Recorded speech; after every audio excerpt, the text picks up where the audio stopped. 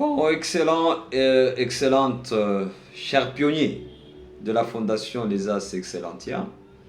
Bienvenue à ce 13e numéro de l'école de l'excellence. Je pense que vous vous portez tous bien, car je vois que la main de l'Éternel repose sur vous. Dans ce 13e numéro, nous allons parler des 7 facteurs des réussites du leadership. 7 facteurs des réussites du leadership. Mais avant que je vous parle de ces 7 facteurs, parce que dans le 13e numéro, 14e, 15e, je crois même 16e numéro, nous allons développer toujours les différents facteurs de succès. Mais à l'introduction, retenez d'abord que je vous rappelle les 2 éléments incontournables du succès, du changement en tant que pionnier, que vous ne devez pas oublier. Les 2 éléments, nous avons le leadership efficace et le management. C'est le binôme du succès.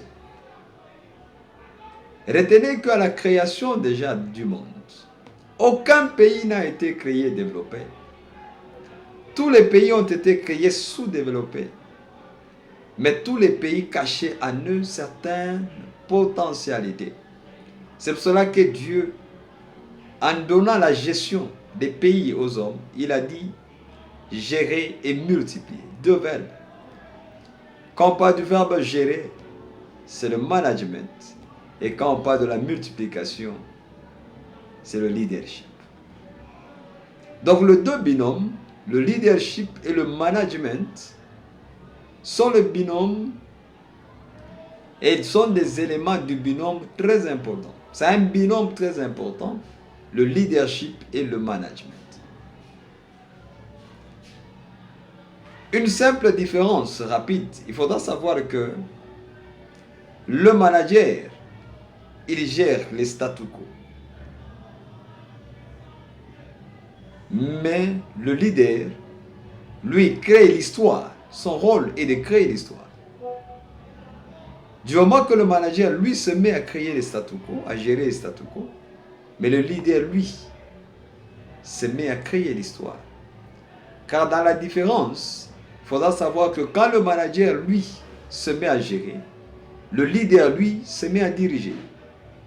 Quand le manager se met à administrer, le leader, lui, se met à innover. Quand le manager, lui, est en train de maintenir les systèmes et les structures, mais le leader, lui, il est en train de développer les personnes. Le manager se donne au contrôle, le leader, lui, donne confiance. Le manager travaille pour un court terme, le leader, lui, travaille pour un long terme. Quand le manager, lui, se pose la question combien et quand, mais le leader, lui, se pose la question quoi et pourquoi. Lui se base, le leader et le manager, sur le résultat, mais le leader, lui, il est sur l'horizon, sur l'espoir. Le manager est en train d'initier, le leader, lui, il est en train de créer. Le manager, lui, il gère les statu quo, mais le leader, lui, il est en train de faire évoluer les choses. Le manager, lui, cherche à faire bien les choses, mais le leader, lui, faire les bonnes choses. C'est avec ça que nous entrons dans l'étude de 7 facteurs de succès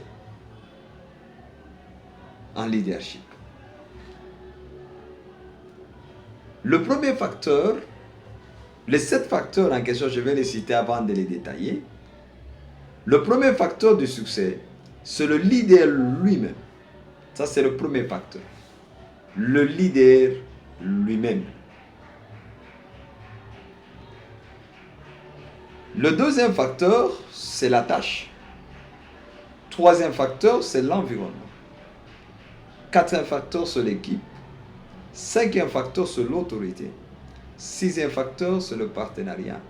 Et le septième facteur, c'est la balance leadership et management. Quelque chose qu'il faut balancer. Mais quand on parle maintenant du leader lui-même, de qui est le premier facteur que nous allons décortiquer aujourd'hui. Quand nous parlons de leader lui-même, il faudra comprendre que nous voulons nager autour de sa compétence, ses attributs, son style de leadership et également sa disponibilité. Et parlant, nous allons résumer cela par les 6 savoirs en leadership. Le premier savoir, c'est la connaissance. Qu'est-ce qu'il connaît? Quel est le niveau de sa connaissance? Je ne parle pas de ses études, je parle de sa connaissance. Le deuxième niveau du savoir, c'est le savoir-être. Le troisième niveau du savoir, c'est le savoir-faire. Le quatrième niveau, c'est le savoir-faire faire. Le cinquième niveau, c'est le savoir-vivre. Et le sixième niveau du savoir, c'est le savoir-réussir. Le savoir nous parle de la connaissance, comme j'étais en train de le dire. Le savoir-être nous parle de caractère. Le savoir-faire nous parle de la compétence du leader. Le savoir-faire faire nous parle de la communication. Cette capacité qu'a le leader de transférer les compétences qu'il a dans une autre. Cette capacité de se reproduire. Cinquième, c'est la carrure, la personnalité du leader. Et sixième, c'est le savoir réussir qui est la continuité. Qu'est-ce qu'il y a dans le caractère qui est dans le savoir-être? Dans le caractère, nous avons l'attitude du leader, qui est très important parce qu'il y a un principe qui dit que l'attitude est plus importante que l'aptitude et cela ramène le leader vers son altitude. Attitude, aptitude, altitude. Mais l'attitude plus importante que tes aptitudes. Donc tes compétences viennent en deuxième position que tes attitudes. Or, si nous sommes en train de parler de tes attitudes, il faudra comprendre que dans tes attitudes, il y a la personnalité. Dans ta personnalité, un leader doit être intègre, il doit être un modèle, il doit savoir comment gérer les relations, il doit savoir comment vêtir sa réputation et ça doit être une personne engagée. Quand il s'engage à quelque chose, tel que vous êtes des pionniers, vous devez vous engager. Dans le deuxième savoir qui est le savoir-être, nous parlons des aptitudes, c'est la performance. On veut voir dans le leader cette capacité d'être visionnaire quand il fait les choses. Il doit avoir de l'influence en lui. Il doit être mobilisateur. Il doit être motivateur. Il doit être bâtisseur d'équipe. Il doit être productif. Un leader doit avoir la capacité de produire. Dans le savoir-faire faire, là c'est l'action. On demande à un leader de faire l'action, de se transposer, de se reproduire dans l'autre. Et là on voit les personnes. Le savoir-faire faire, l'indicateur que nous avons, ce sont les personnes. Ce n'est pas une performance, ce n'est pas sa personnalité, ce sont les personnes qui sont tout autour. Et pour ce faire, le leader doit être formateur. Il doit être un praticien. Parce qu'en étant praticien, qu'il devient mentor pour les autres.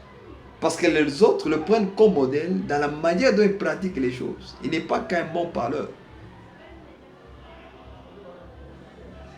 Il ne dit pas ce qu'il ne fait pas, mais il dit ce qu'il fait. Et il le dit avec toute intégrité, avec toute honnêteté, parce que ce qu'il dit, ce qu'il enseigne aux autres, il est capable de le faire. Ça, c'est un leader. Il est constructeur et il est reproductif. Dans le savoir-vivre, le leader, nous parlons de la carrure, là nous voyons l'autorité. Il doit être dans l'intimité avec son Dieu. Car c'est de là qu'il tire sa source de leadership. La source de son leadership doit être dans l'intimité avec son Dieu. Et là, il est capacité par l'onction du Saint-Esprit. Il reçoit le pouvoir émanant du Saint-Esprit. Et il reçoit la capacité de se développer personnellement. Et c'est un homme épanoui. Ça, c'est le savoir-vivre. On doit avoir de l'épanouissement. Et en fin de compte, c'est le dernier savoir qui est le savoir réussir. Ça, c'est ça l'altitude. C'est ça même le produit. C'est-à-dire, on ne peut pas être un leader si on n'a pas de produit. Nous disons en leadership, montre-moi ton produit et je donnerai ton identité, ou j'aurai la capacité de décrire ton identité en leadership.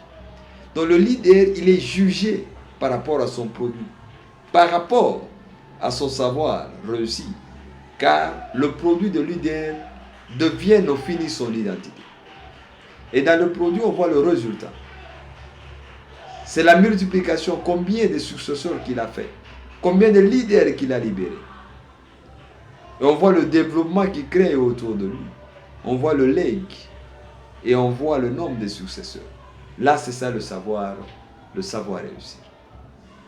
Pionnier, quand nous vous parlons comme ça, nous voulons que vous travaillez sur le premier facteur, qui est le leader lui-même. Donc vous-même, vous devez développer votre savoir, votre savoir-être, votre savoir-faire, votre savoir-faire, votre savoir-vivre, et vous devez vous battre pour le savoir réussir.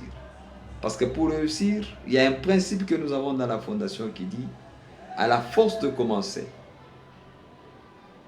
nous devons joindre le courage de persévérer.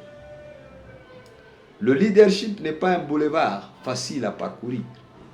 Le leadership, c'est un sentier tortueux, là où il y a beaucoup d'obstacles. Parce que vous vous êtes levé comme pionnier, c'est pour apporter un changement. Or, retenez qu'un changement n'est pas facilement accepté. Car les gens aiment les statu quo. Les gens aiment vivre dans la zone de confort.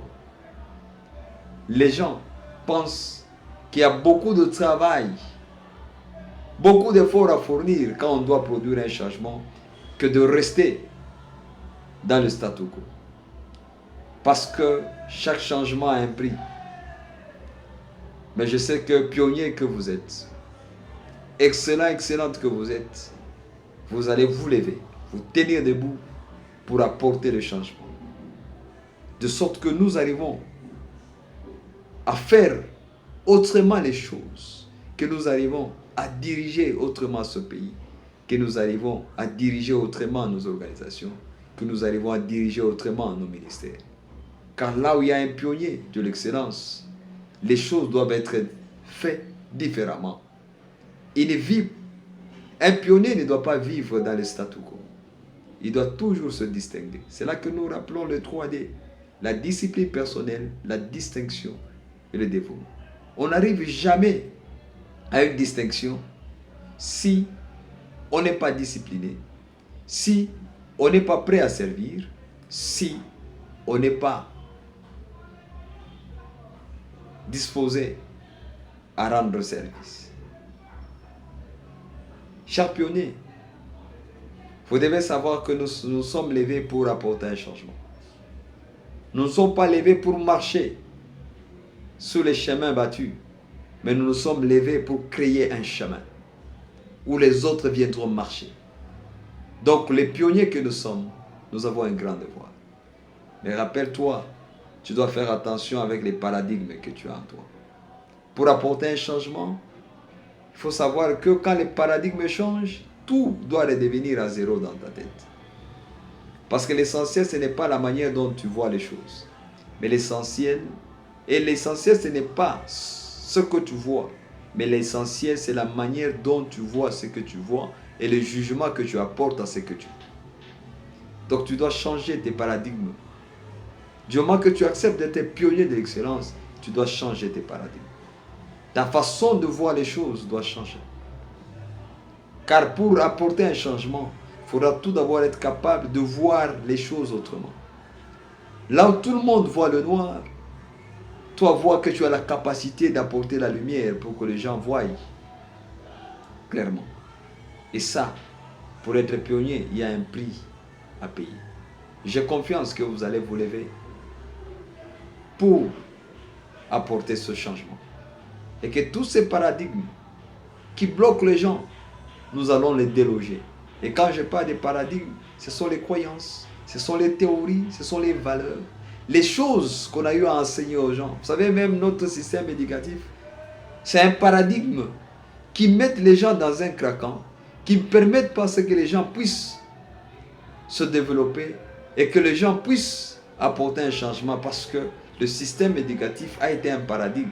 Ça, c'est un sujet qu'on aura abordé plus tard. Mais je t'invite seulement au changement de paradigme. Change de paradigme.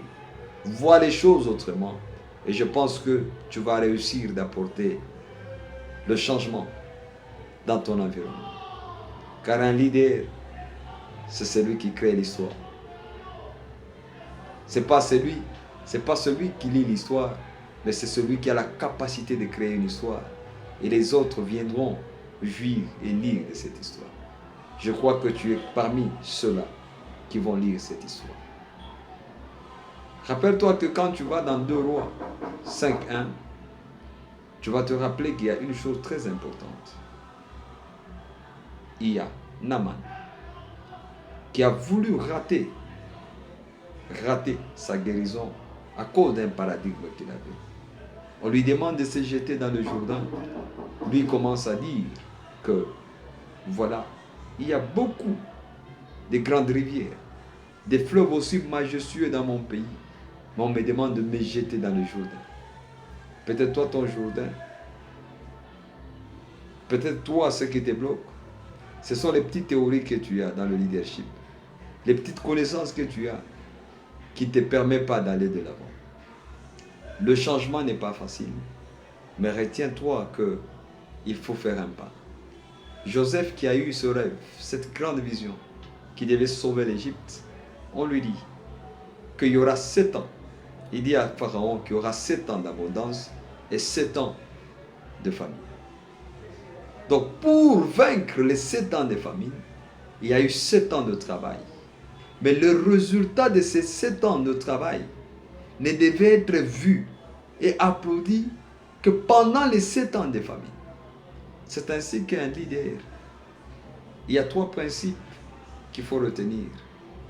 C'est l'anticipation, l'innovation et l'excellence. Un leader ne suit pas, un leader anticipe.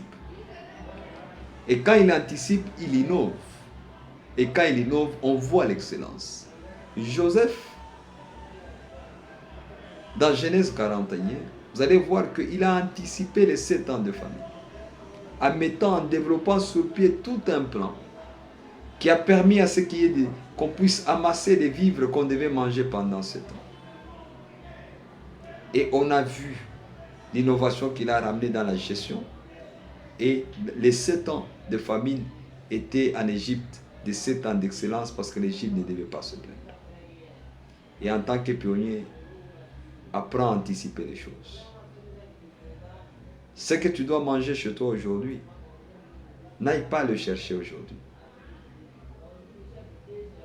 Il faut atteindre le niveau de chercher ce qu'on doit manger aujourd'hui.